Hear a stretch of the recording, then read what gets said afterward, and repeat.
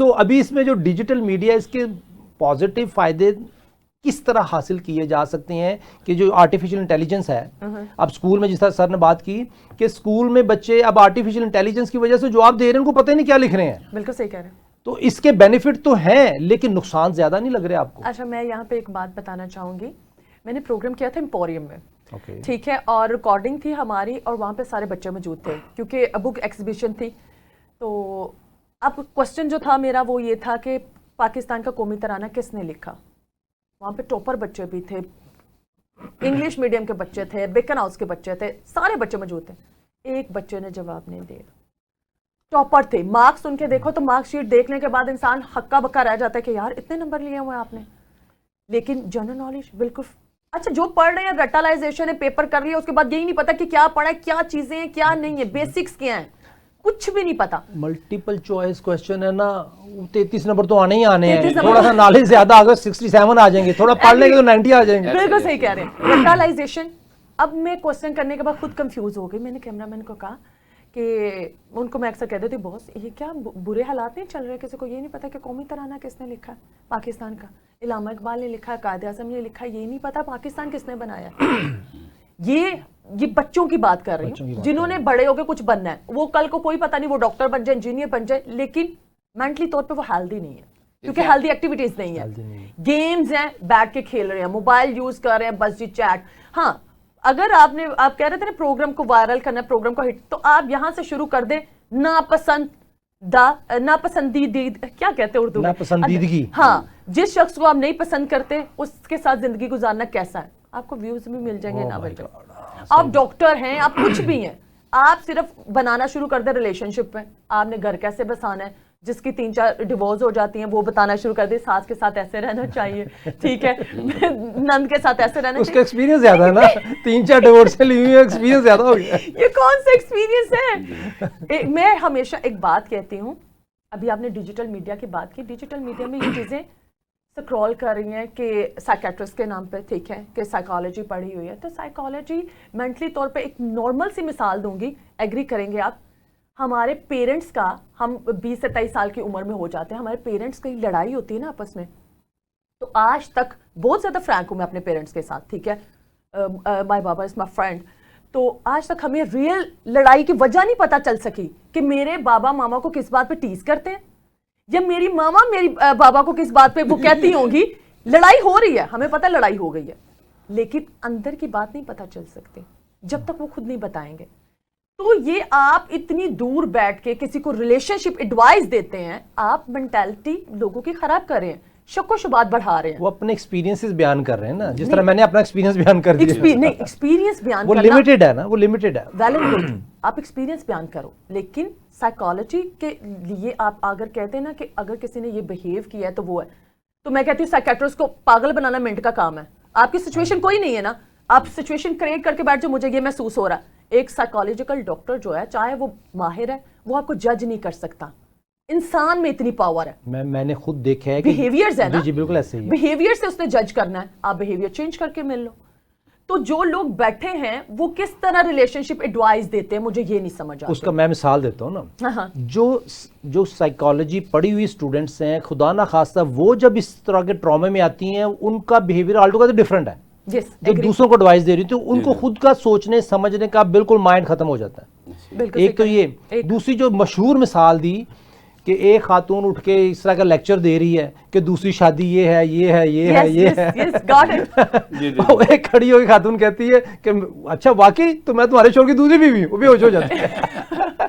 سو یہ practical situation ہے کہ جو ہر کسی کی چینج ہے. اس کے آگے آپ دیکھیں کہ آپ سوشل میڈیا پہ یا کسی بھی پروگرام میں آپ دیکھیں, جس کو بھی انٹرویو کر رہے ہیں نا, وہ گیسٹ کہہ رہا ہے مجھے جھوٹ سے بڑی نفرت ہے, تو جھوٹ بولتے ہیں. ایسے نہیں کرتا. اچھا میں ہمیشہ کہتی ہوں, لوگ کہتے ہیں نا مجھے منافق بندے نہیں پسند. میں ہمیشہ اپنے پینل میں بھی کہتی ہوں اور اپنے فرینڈز میں بھی کہتی ہوں مجھے منافق بہت پسند ہے. میں کہ تم لوگوں نے باز تو آنا نہیں ہے, میری پسند نہ پسند میٹر ہی نہیں کرتی. سو دیٹس اٹ, منافقت مجھے بہت پسند ہے. آپ دیکھیں نا کہ اگر سارے آنے والے گیسٹ یہ کہہ رہے ہیں کہ میں جھوٹ نہیں بولتا, مجھے جھوٹ سے نفرت ہے, میں منافقت نہیں کرتا, مجھے اس سے نفرت ہے, تو اس کا مطلب ہے کہ ہم تو بڑے صاف ستھرا سیمی پیراڈائز سوسائٹی میں رہتے ہیں.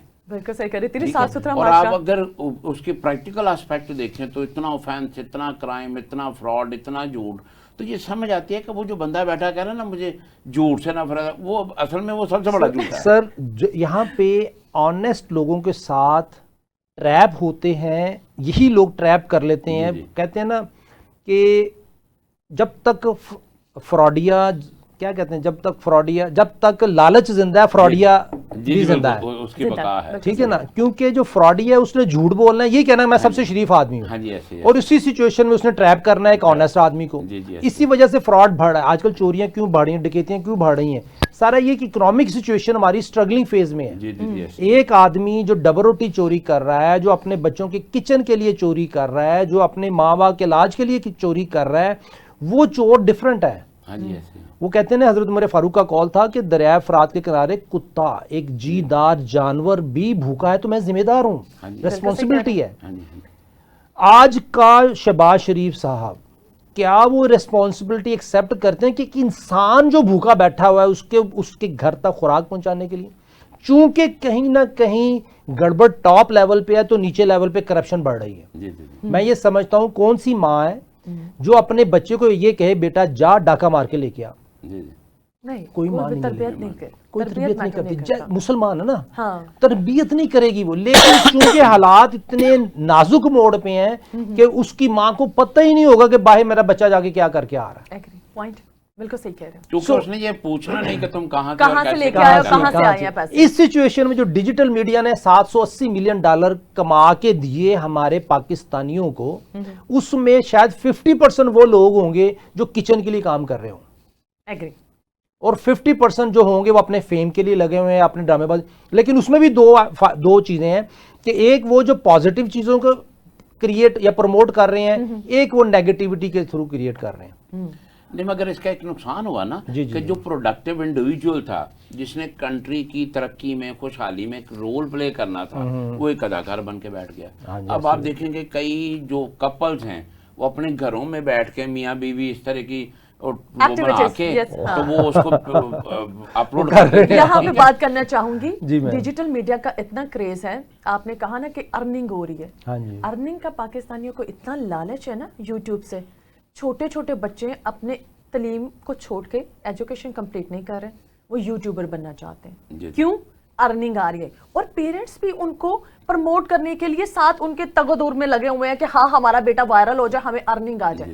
اس کا فیوچر پلاننگ کچھ بھی نہیں ہے کہ وہ بڑا ہو کے ڈاکٹر بنے گا, انجینئر بنے گا, یا وہ کتنے گریڈز لے رہا ہے, اس نے اسکول جانا ہے کہ نہیں جانا, وہ یوٹیوبر بن جائے, یہی بہت ہے. آج انٹرنیٹ بند ہو جائے, ختم, ساری ختم ہے. اس کے پاس کیا اسکل ہے؟ کچھ بھی نہیں اسکل. یہی تو وجہ کہ پیرنٹس کو سمجھ نہیں آ رہا. آپ یوٹیوبر بنانا چاہ رہے کہ ایک اچھا انسان بنا کے معاشرے میں وہ سرو کرے, پاکستان کے لیے کچھ کرے. یہاں پہ پیسے کا لالچ بہت زیادہ. ہمارے جو پیرنٹس ہیں نا ان کا پرسپیکٹیو چینج ہو گیا. وہ اپنے بچے کو اچھا انسان نہیں بنانا چاہتے, وہ بچے کو کمائی کرنے والا انسان بنانا چاہتے ہیں. بالکل میل ہے یا فیمیل ہے, وہ کہتے ہیں کہ اس کی ارننگ ہوگی, ہماری اکانومی سٹیبل ہوگی. وہ یہ نہیں دیکھتا کہ یہ کس طرف جا رہا ہے. جبکہ سورہ تحریم کی آیت نمبر 6 میں اللہ تعالیٰ کہتے ہیں اے لوگوں خود کو اور اپنے اہل خانہ کو جہنم کی آگ سے بچاؤ. یعنی اس کا مطلب ہے کہ پیرنٹس کی لائبلٹی ہے کہ وہ بچے اگر رانگ سائڈ پہ جا رہے ہیں تو اس کو رائٹ سائڈ پہ لائیں. ہمارے پڑوس میں بھی یہی ہوا, انہوں نے اداکاری میں فلموں میں بڑے الٹے سیدھے ادھر ادھر جہاز اڑا کے دکھا دیے, اور وہ سمجھیں بہت بڑے جو ہیں وہ کاس ہیں اور پتہ نہیں کیا کیا ہیں, اور یہ 10 مئی کو انہوں نے حال دیکھ لیا. تو سارے زمانے میں انہوں نے کہا کہ بھئی آپ ناچنے والے ہیں, آپ مجاہد نہیں ہیں. تو ہم بھی معذرت کے ساتھ کچھ ویسی ہی نسل پیدا کرنے کی کوشش کر رہے ہیں. بالکل صحیح کہہ رہے ہیں. میں وہی تو کہہ رہی ہوں, ان کو سینس ہی نہیں ہے کہ کون سی چیز نیگیٹو ہے کون سی پازیٹیو. صرف یہ ہے کہ وائرل ہو گیا ہمیں کمائی آنا شروع ہو جائے گی.